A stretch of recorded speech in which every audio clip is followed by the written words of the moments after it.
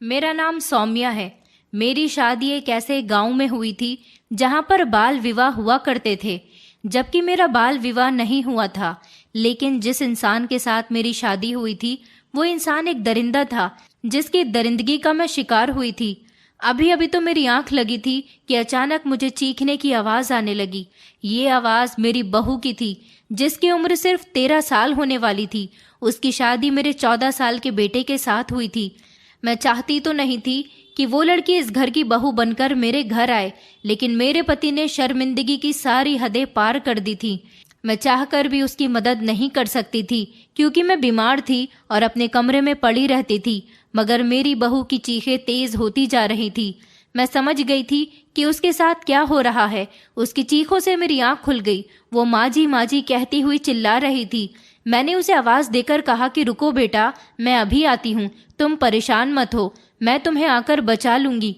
मैं अपने कांपते हुए शरीर के साथ बिस्तर से उठी थी और दीवारों को पकड़ते हुए बड़ी हिम्मत के साथ उस कमरे तक पहुंची जहां पर मेरा पति बहू के साथ। मैं इस गांव में आने के बाद बहुत ही मजबूर हो गई थी, क्योंकि मैं पहले जैसी थी शादी के बाद पूरी तरह से बदल गई थी।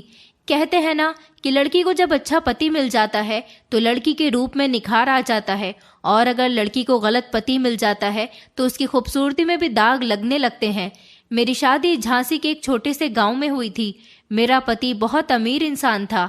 इस गांव के बड़े बड़े लोग मेरे पति को जानते थे। मेरे पति की बड़ी सी हवेली थी। मेरी शादी के 2 महीने के बाद मेरी सास का देहांत हो गया था।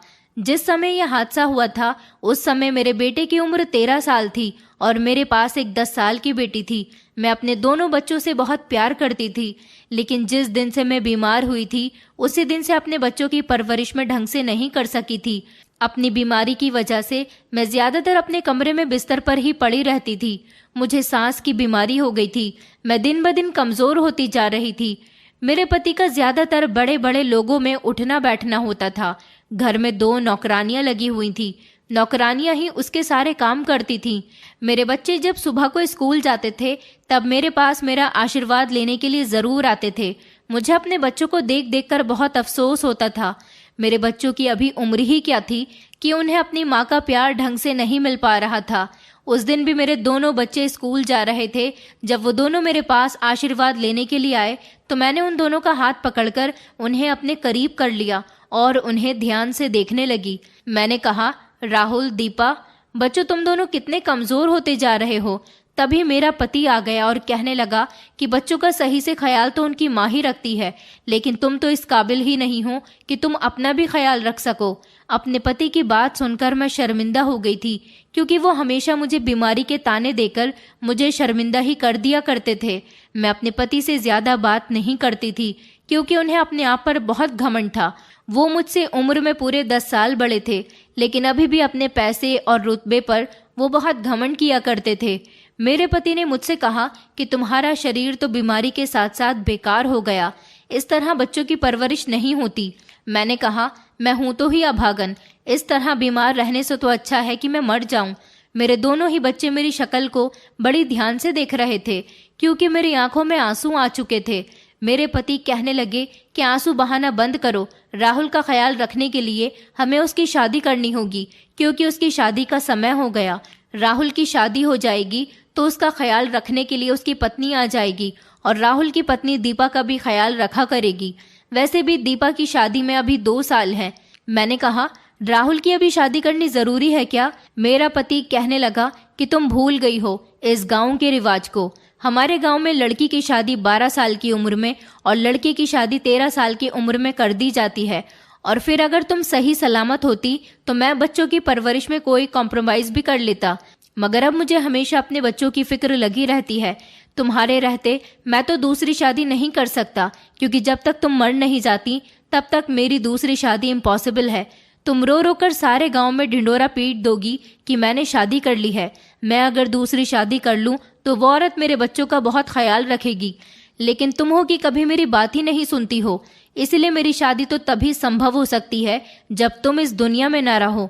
अपने पति की बात पर मैंने कहा कि मैं आपसे दूसरी शादी को इसीलिए मना करती हूँ क्योंकि बच्चे जिस माँ की कोख से जन्म लेते हैं वही माँ उन बच्चों से बहुत प्यार करती है। सौतेली माँ कितनी भी अच्छी क्यों ना हो, मगर अपना सौतेलापन कहीं ना कहीं दिखा ही देती है और मैं नहीं चाहती कि मेरे बच्चों के साथ कभी कोई भेदभाव हो। मेरा पति कहने लगा कि हाँ, देख चुका हूँ तुम बच्चों से कितना प्यार करती हो। तुम्हारे शरीर में इतनी तो हिम्मत है नहीं कि तुम अपने बच्चों को उनकी पसंद का खाना भी बनाकर दे सको। बच्चे नौकरानी के हाथ का खाना खा खा कर थक गए हैं, मगर तुम्हें तो इस बात की कोई फिक्र ही नहीं है। मेरे पति की ऐसी बातें मुझे बहुत तकलीफ देती थीं, मगर मैं फिर भी हर बात को बर्दाश्त कर लिया करती थी।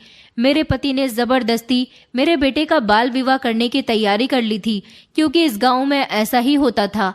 जैसे ही लड़के 13 साल के और लड़कियां 12 साल की हुई तो उनकी शादी करवा दी जाती थी।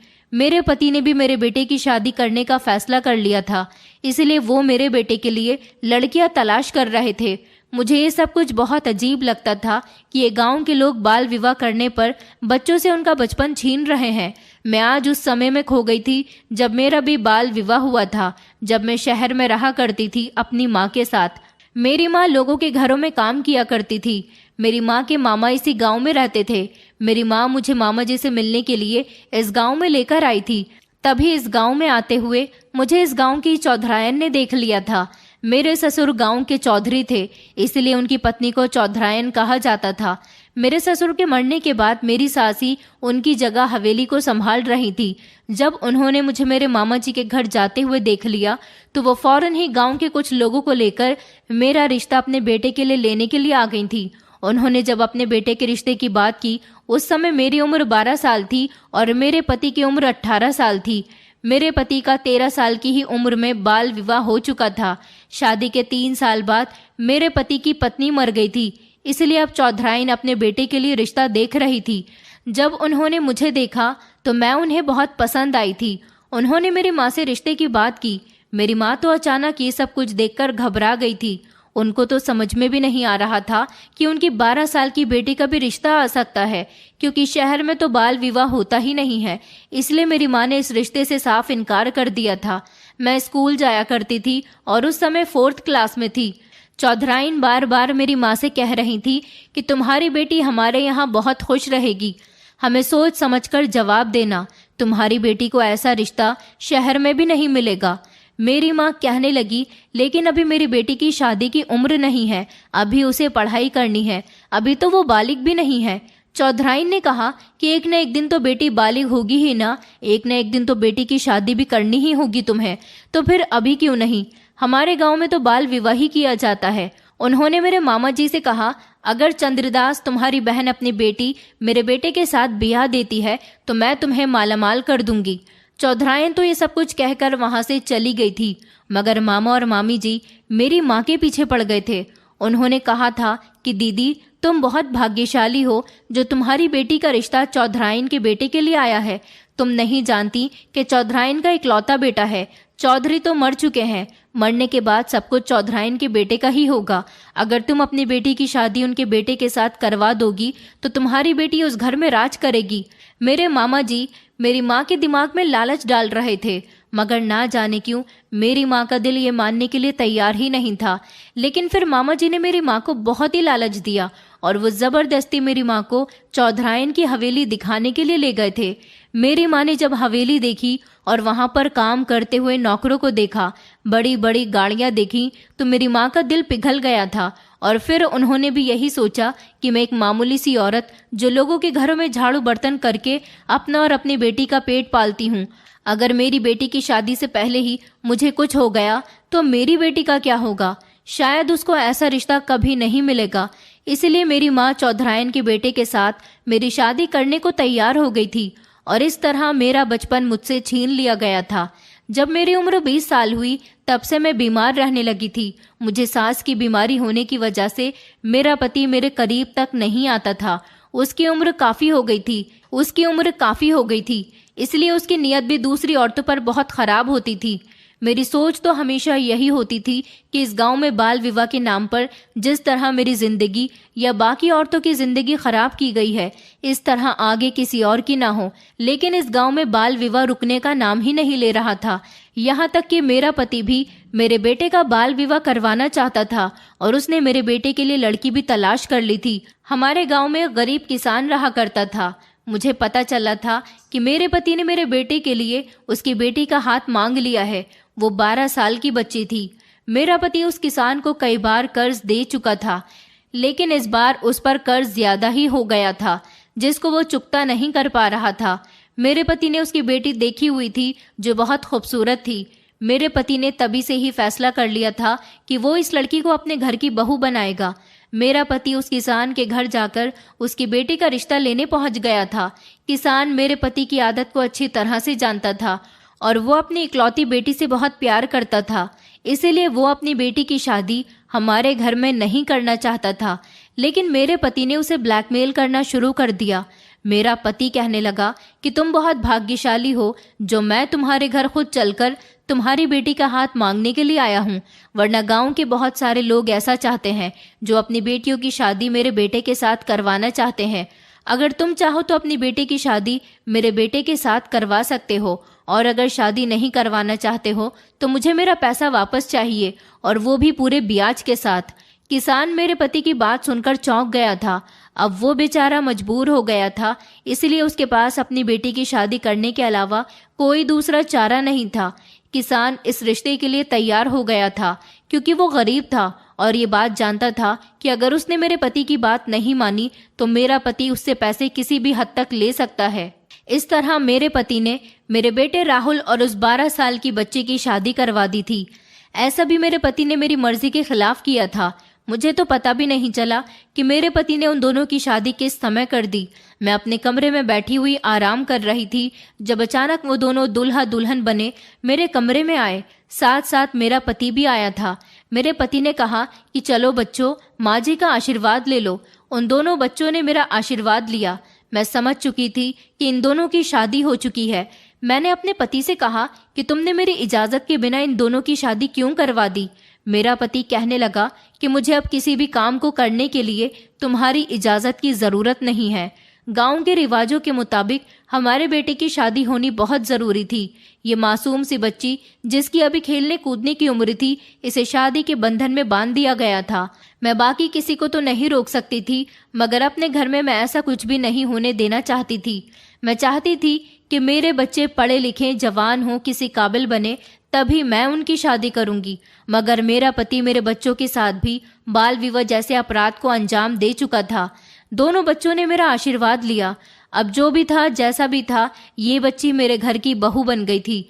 इसकी शादी मेरे बेटे के साथ हो गई थी। मैंने भी इन दोनों को खुशी खुशी आशीर्वाद दिया। मैंने देखा था कि मेरे पति की इस बच्चे पर गंदी नजर पड़ रही थी, क्योंकि मेरा पति जब उसे आशीर्वाद दे रहा था तो उसने उसके सर पर हाथ रखने के साथ साथ उसके चेहरे पर भी हाथ फेर दिया था। वो बच्ची भी कुछ नहीं जानती थी, मगर मैं अपने पति की हरकत देखकर सब कुछ समझ रही थी। मैंने जल्दी से नौकरानी को आवाज लगाई और नौकरानी से कहा कि तुम मेरी बहू और बेटे को कमरे के अंदर ले जाओ, और फिर वो दोनों चले गए थे। वो बच्ची मेरे बेटे के कमरे में उसके साथ सो रही थी। मेरे बेटे को इस बात पर गुस्सा आया और वो मेरे पास उसकी शिकायत लेकर आ गया था। उसने मुझसे कहा कि देखो माँ, ये लड़की मेरे साथ मेरे कमरे में सो रही है। मैंने उसे समझाया कि बेटा, अब वो तुम्हारी पत्नी है, तुम्हें सारी जिंदगी उसका ख्याल रखना है। अब वो तुम्हारी हर चीज शेयर करेगी। मगर वो इस बात के लिए बिल्कुल भी राजी नहीं हो रहा था। फिर मैंने उसे पति पत्नी के रिश्ते का महत्व समझाया, तब जाकर उसे कुछ समझ आया था। लेकिन फिर भी वो उसे अपने कमरे में सुलाने के लिए तैयार नहीं था। तो मैंने अपने बेटे से कहा कि तुम दीपा के पास जाकर सो जाओ, वो अब तुम्हारे कमरे में सो चुकी है। मैं उसकी नींद खराब करना नहीं चाहती। कल से वो दीपा के साथ सो जाएगी और तुम अपने कमरे में सो जाना। इस बात पर मेरा बेटा राजी हो गया था और अपनी बहन के कमरे में जाकर सो गया था। बच्चों को तो शादी के बारे में कुछ पता ही नहीं होता, और इस गांव में ऐसा होता था कि बच्चों की ही शादी कर दी जाती थी। इस घर में अब मेरे तीन बच्चे हो गए थे, राहुल, दीपा और मेरी बहू सोना। तीनों घर में रहते और एक दूसरे के साथ खूब खेलते थे। मगर मैंने देखा था कि सोना मेरे पति के आते ही बहुत डर जाती थी, क्योंकि मेरा पति मेरे ही सामने बातों बातों में उसे छूने की कोशिश करता था। मैंने अपने पति को इतनी बात तो समझा दी थी कि बहू भी बेटी ही होती है, इसे भी अपनी बेटी की नजर से देखना। मगर मेरे पति को तो वो सोना को अकेला देखकर उसे कमरे में ले जाता और उसे गलत गलत तरीके से छूता था। सोना को ये हरकत पसंद नहीं आती थी और वो बहुत डर जाती थी। भागते हुए वो मेरे पास आती थी, मुझसे कहती थी कि माँ जी, पिताजी मेरे शरीर पर बार बार हाथ फेरते हैं, मुझे वो बहुत डरावने लगते हैं। मैंने अपने पति को कई बार समझाने की कोशिश की थी कि वो मासूम बच्ची है, उस पर तो रहम खा लो, मगर मेरा पति अपनी हरकतों से बाज नहीं आता था। कई दिन इसी तरह से गुजर गए थे। मेरा पति जब भी सोना के साथ कुछ गलत करने के बारे में सोचता था, मैं जैसे तैसे उसे बचा लिया करती थी, क्योंकि मैंने नौकरानियों को सोना का ख्याल रखने के लिए कहा था और उनको ये भी बता दिया था कि अगर मेरा पति सोना के साथ अकेला हो तो मुझे फौरन खबर देना। मगर एक दिन तो मेरे पति ने बहुत बड़ी चाल चली थी। उसने घर के सारे नौकरों को छुट्टी पर भेज दिया था, ये कहकर कि मैं छोटी चौधराइन को कुछ दिनों के लिए डॉक्टर के पास शहर लेकर जा रहा हूँ, इसीलिए तुम्हें अब काम पर आने की जरूरत नहीं है, 1 हफ्ते बाद ही काम पर आना। इस तरह हवेली के सारे नौकर अपने अपने घर चले गए थे। मेरे पति ने ड्राइवर से कहा था कि दीपा और राहुल की स्कूल की कुछ जरूरी किताबें आनी हैं, तुम उन्हें शहर जाकर वो दिला लाओ। इस तरह दोनों बच्चे ड्राइवर के साथ चले गए थे, जबकि मैं घर में दवाई खाकर सो रही थी। मेरा पति सोना को अपने साथ बहला फुसलाकर कमरे में ले गया और उसके साथ जबरदस्ती करने लगा। सोना उसकी हरकतों पर जोर जोर से चिल्लाने लगी थी। जब वो भागने की कोशिश करने लगी तो मेरे पति ने उसे मारना शुरू कर दिया। इस वजह से उसकी आवाजें तेज हो गई थी और मुझे भी आने लगी थी। वो बार बार मुझसे मदद की गुहार लगा रही थी। मैं जैसे तैसे कमरे तक पहुंची तो मेरा पति उस मासूम बच्ची के साथ गलत काम कर रहा था। मेरा पति कहने लगा कि इसी समय यहाँ से वापस चली जाओ, वरना ठीक नहीं होगा। मैंने कहा, मैं अभी शोर मचाकर सबको बुलाती हूँ। मैंने चिल्ला चिल्लाकर नौकरों को आवाज लगाई तो कोई भी नौकर नहीं आया था और ना ही घर के अंदर मुझे दोनों बच्चे नजर आ रहे थे। सोना का रो रो कर बुरा हाल हो रहा था। मेरा पति लगातार उसको अपनी हवस का निशाना बना रहा था। मेरे कुछ समझ नहीं आ रहा था कि मैं क्या करूं, क्योंकि मैं ज्यादा चलती फिरती नहीं थी। मेरी सांस जोर जोर से चल रही थी। मैं बार बार सोना को तसल्ली दे रही थी कि तुम्हें कुछ नहीं होगा, मैं तुम्हें बचा लूंगी। मेरी हालत बहुत खराब हो चुकी थी। मैं बार बार अपने पति से कह रही थी कि भगवान के लिए उस मासूम बच्ची को छोड़ दो, उसकी बहुत कम उम्र है, उसके साथ ये सब कुछ मत करो। मेरा पति कहने लगा कि मैं इसको अपने बेटे की पत्नी नहीं बल्कि अपने फायदे के लिए लेकर आया हूँ। तुम तो ना जाने कितने समय से बीमार पड़ी हो। तुम्हें क्या लगता है कि तुम्हारे बीमार होने की वजह से मैं अपनी सारी जिंदगी इसी तरह से गुजार दूंगा? जब तक हमारा बेटा ना समझ है तब तक मैं इसका फायदा उठाऊंगा। मेरा पति मेरी कोई बात नहीं सुन रहा था। तभी अचानक मेरी नजर कोने में रखे हुए डंडे पर गई। मैंने वो डंडा उठाया और मैं लड़खड़ाते हुए कदमों से चलती हुई अपने पति के पीछे गई और मैंने डंडा जोर से अपने पति के सर पर मार दिया, जिसकी वजह से मेरे पति का दिमाग चकरा गया था और फिर मेरे पति के सर से खून बहने लगा। धीरे धीरे मेरा पति बेहोश हो गया था। मेरी सांस बहुत तेज तेज चल रही थी। मैं बहुत तकलीफ से गुजर रही थी। फिर मैंने जल्दी से सोना से कहा कि सोना, जल्दी पुलिस को फोन लगाओ। सोना ने पुलिस को फोन लगाया और मोबाइल मुझे दे दिया था। मैं जल्दी से कमरे के बाहर निकली और कमरे के दरवाजे को बाहर से बंद कर दिया था। उसके बाद मैं सोना को लेकर अपने कमरे में चली गई थी। सोना बुरी तरह से रो रही थी और वो डर चुकी थी। सोना ने मुझे दवाई दी, पानी पिलाया और फिर थोड़ी ही देर गुजरी थी कि पुलिस हमारी हवेली पर आ गई। मैंने पुलिस को अपने पति के बारे में सब कुछ बता दिया था, जबकि पुलिस वालों ने सोना से भी पूछताछ की थी। इस तरह मेरे पति को तो पुलिस पकड़कर ले गई थी। मेरा पति चाहता तो पैसा देकर छूट भी सकता था, मगर मेरे पति का साथ देने वाला कोई भी नहीं था। जब बच्चे घर आए तो उनको भी ये बात पता चल गई थी कि उनके पिताजी को पुलिस ले गई है। राहुल को ये जानकर बड़ी हैरानी हुई थी कि उसके पिता उसकी पत्नी सोना को नुकसान पहुंचाने की कोशिश कर रहे थे। अब मैं बीमार औरत अकेले ही घर की सारी जिम्मेदारी संभाल रही थी। मेरे पति की हम में से किसी ने भी जमानत नहीं करवाई थी। मैं चाहती थी कि मेरे पति को कड़ी से कड़ी सजा मिले। पुलिस वालों ने हमारा बहुत साथ दिया था। इसी तरह काफी समय गुजर गया था और अब मुझे डर था तो इस बात का कि मेरी बेटी की उम्र 12 साल होने वाली थी। लेकिन इससे पहले ही हमारे गांव की औरतें हमारे घर आ गईं और कहने लगी कि चौधराई, तुम्हारी बेटी भी तो 12 साल की हो गई होगी, हम उसके लिए रिश्ता लेकर आए हैं। मैंने सोच लिया था कि जो सब कुछ मेरे साथ हुआ, मेरी बहू के साथ हुआ, मैं ऐसा हरगिज भी अपनी बेटी के साथ नहीं होने दूंगी। मैं अपनी बेटी का बाल विवाह नहीं करूंगी, क्योंकि सोना को बचाने के लिए मैंने जैसे तैसे उसकी मदद कर दी थी। लेकिन मेरी बेटी को कौन बचाएगा? आजकल का माहौल बहुत खराब हो रहा है, कोई भी किसी का साथ देने के लिए तैयार नहीं है। मुझे अपनी बेटी का बचपन खराब नहीं करना था। वैसे भी मेरी बेटी ने अपनी आंखों में बहुत सारे सपने सजाए हुए थे। मैंने उन लोगों से कहा था कि मैं अभी रिश्ता नहीं ले सकती, क्योंकि मेरी बेटी के अभी 12 साल का होने में 2 महीने रह गए हैं। तो वो कहने लगी कि अच्छा ठीक है, तो हम अब 2 महीने के बाद आएंगे। हाँ, मगर ध्यान रखना, हम लोग तुम्हारे घर अपने बेटे का रिश्ता लेकर आए हैं। अगर चाहो तो हमारे रिश्ते के बारे में एक बार जरूर सोचना। हमारे गांव की औरतें और मर्द हर लड़कियां और लड़की की उम्र पर बहुत ध्यान दिया करते थे, इसलिए उन लोगों को मेरी बेटी की उम्र के बारे में भी सब कुछ पता था। अब वो औरतें ही नहीं, बल्कि गांव के बड़े बड़े आदमी भी हमारे घर आने जाने लगे थे कि छोटे चौधरी ने जो किया था वो बहुत गलत था। अब हम उनके पीछे उनकी बेटी का ख्याल रखना चाहते हैं। आप तो बीमार रहती हो, आपके लिए अपनी बेटी की शादी करना बहुत मुश्किल काम है, इसलिए हम लोग खुद ही चलकर आपके यहाँ रिश्ता लेकर आ गए। गांव का एक बहुत बड़ा जमींदार था जो मेरी बेटी को अपने घर की बहू बनाना चाहता था। इस दौरान मेरी बेटी के काफी सारे रिश्ते आ गए थे, मगर मैंने हर रिश्ते से इनकार कर दिया था। इसलिए मैंने इस रिश्ते से भी साफ साफ इनकार कर दिया। मैंने कहा था कि मैं अपनी बेटी की शादी अभी नहीं करना चाहती हूँ। मेरी बात पर अचानक से वो चौंक गया और कहने लगा कि ये तुम क्या कह रही हो छोटी चौधरायन, ऐसा नहीं हो सकता। तुम्हारी बेटी की उम्र 12 साल हो गई है, उसकी शादी तुम्हें करनी ही पड़ेगी। तुम जानती हो कि ऐसा ना करने वाले लोगों की कितनी खतरनाक सजा है। मैंने कहा कि मुझे आपका ये रिश्ता मंजूर नहीं है, मगर ना जाने क्यों जमींदार हमारे पीछे पड़ गया था। वो बार बार यही कहता था कि मुझे तुम्हारी बेटी से अपने बेटे का रिश्ता तय करना है। मैं इस जमींदार को अच्छी तरह से जानती थी, क्योंकि ये बहुत लालची इंसान था। ये चाहता था कि ये मेरी बेटी से शादी करने के बाद यह हवेली दहेज में अपने बेटे के नाम करवा ले, मगर मैं ऐसा नहीं कर सकती थी। ना तो मैं अपना घर किसी को देना चाहती थी और ना ही अपनी बेटी का बाल विवाह करवाना चाहती थी। इसीलिए मैंने सोच लिया था कि मैं आधी रात के समय इस गांव से गायब हो जाऊंगी। जमींदार मेरे इनकार करने पर बहुत झगड़ा करके गया था। उसने कहा था कि मैं तुम्हें छोड़ूंगा नहीं, अगर तुमने अपनी बेटी की शादी मेरे बेटे के साथ नहीं की तो तुम्हारी बेटी को तो हवेली से उठा लूंगा। मुझे उस जमींदार की धमकी से डर लगने लगा था। मैं कुछ भी करके अपनी बेटी को बचाना चाहती थी, इसलिए मैंने रात के अंधेरे में अपने बच्चों के साथ यहाँ से भागने का फैसला कर लिया था।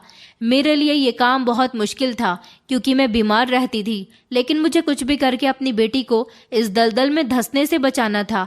इसीलिए मैंने अपने बच्चों को भी समझा दिया था और मैं हवेली की एक नौकरानी के साथ गांव से निकलने लगी थी। जब मुझे किसी ने अपने बच्चों के साथ जाता हुआ देख लिया और हंगामा करना शुरू कर दिया। इस जमींदार ने मेरी हवेली के बाहर पहरेदार लगाए हुए थे। उसे डर था कि मैं कहीं अपनी बेटी की शादी किसी और के साथ न कर दूं, लेकिन अब उसका पहरेदार उसको ये सब कुछ बता चुका था। गांव के पहरेदारों ने हम सबको पकड़कर हमारी ही हवेली के अंदर बने हुए एक कमरे में बंद कर दिया था और बाहर से उसका ताला लगा दिया था, ताकि दोबारा मैं ना भाग सकूं। मैं बहुत परेशान थी। मैं अपने बच्चों के लिए कुछ करना चाहती थी, मगर कुछ नहीं कर सकी थी। इस दौरान मेरा सांस फूलने लगा था, मगर उन लोगों ने मुझे कमरे के अंदर इस तरह बंद कर दिया था कि मैं अपनी दवाई भी नहीं खा सकती थी। मेरी हालत बहुत खराब थी। बच्चे भी मुझे देखकर बहुत डर रहे थे। मैं उन लोगों को बार बार तसल्ली दे रही थी कि कुछ नहीं होगा, तुम लोग हिम्मत से काम लो। मुझे दवाई की सख्त ज़रूरत थी। मेरी कंडीशन बहुत ख़राब हो रही थी। वो नौकरानी भी हमारे साथ ही थी, क्योंकि वो हमारी हवेली की सबसे वफादार नौकरानी थी। उसने मेरी सेवा करने में कभी कोई कमी नहीं की थी। मेरी हालत इतनी ख़राब थी, मुझे ऐसा लग रहा था जैसे मेरी आंखों के सामने मेरी मौत खड़ी हुई है। मैं बचने की कंडीशन में नहीं थी, क्योंकि अब मुझे सांस नहीं आ रही थी। मेरी तबीयत इतनी बिगड़ने लगी कि मैं बेहोश हो गई थी और फिर कई दिनों तक हम उस कमरे में बंद रहे थे। हमें खाना भी नहीं दिया गया था। न जाने ये लोग हमारे साथ ऐसा क्यों कर रहे थे। अगर जमींदार को मेरी बेटे की शादी अपने बेटे के साथ करवानी थी तो फिर वो इतना समय क्यों लगा रहा था। वो हमें कैद करने के बाद ये काम जल्दी भी तो कर सकता था, लेकिन जिस दिन से इस कमरे का दरवाज़ा बंद हुआ था किसी ने खोला ही नहीं था। 2 दिन बाद जमींदार ने आकर कमरे का दरवाज़ा खोला था। उसने जब हमारी हालत देखी तो हम पर हंसने लगा, कहने लगा, क्या तुम अभी भी चाहती हो कि मैं तुम्हें और सजा दूं? इसीलिए जल्द से जल्द अपनी बेटी की शादी मेरे बेटे से कर दो। मैंने कहा, मैं मर जाऊंगी मगर अपनी बेटी का बाल विवाह नहीं करूंगी। मुझे अपनी बेटी की शादी तुम्हारे बेटे के साथ क्या, किसी भी लड़की के साथ भी नहीं करनी है। मेरी बेटी अभी मासूम है। मैं इस गांव से बाल विवाह वाला रिवाज खत्म करना चाहती हूँ। तुम लोग कई सदियों से मासूम बच्चों का बचपन खराब करते आ रहे हो। अब तुम लोगों को ये प्रथा खत्म करनी ही होगी। जमींदार कहने लगा, इस प्रथा को कौन खत्म करेगा? तू। मैं कल ही तेरी बेटी को यहाँ से उठाकर ले जाऊंगा और इसकी शादी अपने बेटे के साथ करवाऊंगा और तू कुछ नहीं कर सकेगी। लेकिन वो इस बार हम लोगों के लिए खाना लेकर आया था ताकि हम लोग ये खाना खाकर जिंदा रह सकें। बच्चों की भी बहुत बुरी हालत थी। मैं बच्चों के लिए कुछ नहीं कर सकती थी। मैं रो रो कर भगवान से प्रार्थना कर रही थी कि सब कुछ ठीक हो जाए। हम लोगों को इसी तरह से एक दिन और गुजर गया था जब अचानक कमरे का दरवाजा खुला। मुझे लगा कि जमींदार होगा, लेकिन इस बार जमींदार नहीं बल्कि पुलिस वालों ने दरवाजा खोला था। पुलिस वालों को देखकर मेरी आंखों में चमक आ गई थी। मैंने सोच लिया था कि जरूर पुलिस हमें इंसाफ दिलाने के लिए आई थी, क्योंकि पुलिस वालों ने हम सब लोगों को कमरे से बाहर निकाल दिया था। मैं समझ नहीं पा रही थी कि आखिर ये चमत्कार कैसे हुआ। फिर मुझे बाद में पता चला कि पुलिस वाले मुझे बताने के लिए आए थे कि मेरे पति को कोर्ट ने उम्र कैद की सजा सुना दी है। अगर मैं और मेरा परिवार चाहे तो मेरे पति से आखिरी समय में जाकर मिल सकता है। लेकिन जब पुलिस वाले यहाँ आए तो गांव वालों ने कहा कि वो लोग तो यहाँ से जा चुके हैं। रातों रात पता नहीं वो लोग कहाँ गए। इस बात पर पुलिस वालों को शक हुआ था, क्योंकि मैं बीमार औरत थी, मेरे छोटे छोटे बच्चे थे। भला मेरे यहाँ से भागने की ऐसी क्या वजह हो सकती है? पुलिस वाले सोचने लगे कि अभी तो मेरे पति का केस भी फाइनल नहीं हुआ, तो फिर चौधरायन कहाँ जा सकती हैं? पुलिस वाले मुझे ढूंढना चाहते थे, लेकिन हम उन्हें कहीं भी नहीं मिल रहे थे। पुलिस ने ये बात कंफर्म करने के लिए कि हम गांव में हैं या फिर यहाँ से भाग गए, उन्होंने गांव के चप्पे चप्पे पर बिना वर्दी वाली पुलिस को भेज दिया था, जो गांव के लोगों से हमारी पूछताछ तो नहीं कर रही थी, मगर गांव के लोगों की बातों से ये बात जानना चाहती थी कि अचानक हम लोग हवेली से कहाँ गायब हो गए, और अगर गायब भी हो गए तो भागकर कहाँ गए। उनको ये भी खबर मिली थी कि जब एक दिन गांव से कुछ लोग पेड़ के नीचे बैठे हुए बातें कर रहे थे कि छोटी चौधरायन, उनकी बेटी की शादी जमींदार के बेटे के साथ हो जाएगी, वो बड़ी होशियार बनकर भागने की कोशिश कर रही थी। न जाने क्यों पुलिस वाले उसके बारे में पूछ रहे थे। अगर पुलिस को उसके बारे में पता चल गया तो हम लोग भी फंस सकते हैं, क्योंकि छोटी चौधरायन अपनी बेटी का बाल विवाह नहीं करवाना चाहती, और हमारे गांव में कभी ऐसा नहीं हुआ कि किसी भी लड़के या लड़की का बाल विवाह नहीं हुआ हो। जो लोग ऐसा नहीं चाहते उनको बहुत कड़ी सजा दी जाती है। छोटी चौधरायन को भी उसके किए की सजा मिल रही है। वो तो अच्छा है कि जमींदार उसकी बेटी को अपने घर की बहू बनाने के लिए तैयार है, वरना गांव के सारे लोग मिलकर छोटी चौधरायन को कड़ी से कड़ी सजा देते।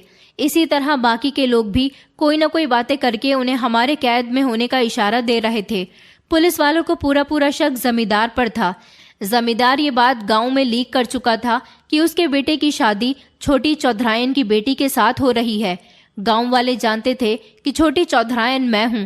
पुलिस वालों को शक हुआ, क्योंकि गांव वालों के कहने के मुताबिक जब मैं इस गांव से भाग चुकी थी तो फिर उनके बेटे की शादी किसकी बेटी के साथ हो रही थी।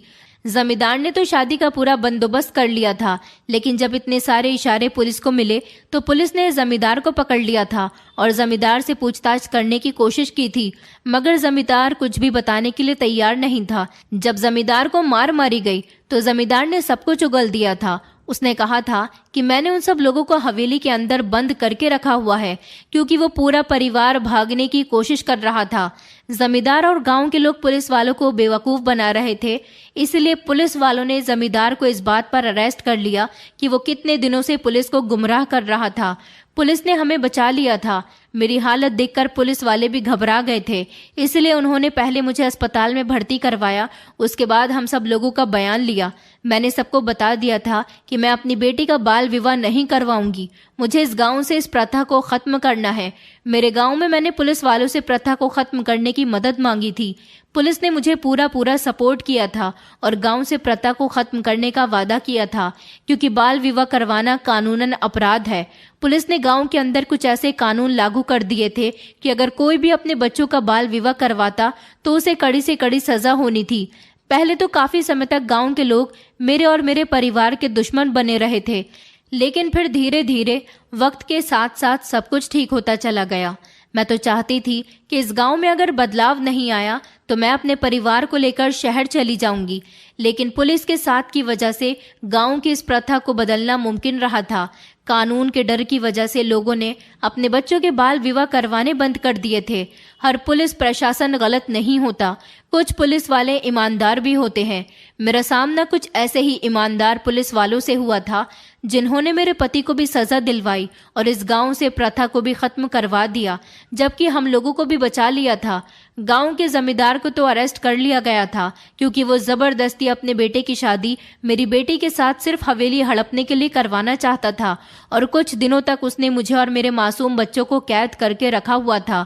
मेरे आवाज उठाने की वजह से ऐसा हुआ था, वरना इस गांव के लोग आज भी मासूम बच्चों की शादियां करवा रहे होते। इस हादसे को कई साल गुजर चुके हैं और आज गांव का माहौल पूरी तरह से ठीक है। बच्चे मासूम होते हैं, उनका बचपन खेलने कूदने के लिए होता है, ना कि शादियां करवाने के लिए।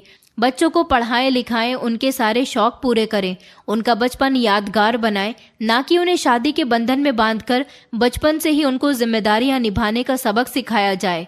वक्त के साथ साथ जब बच्चे बड़े होते हैं तो खुद जिम्मेदारियां सीखने लगते हैं। बच्चे बहुत मासूम होते हैं, उनके साथ बाल विवाह करके उनके बचपन के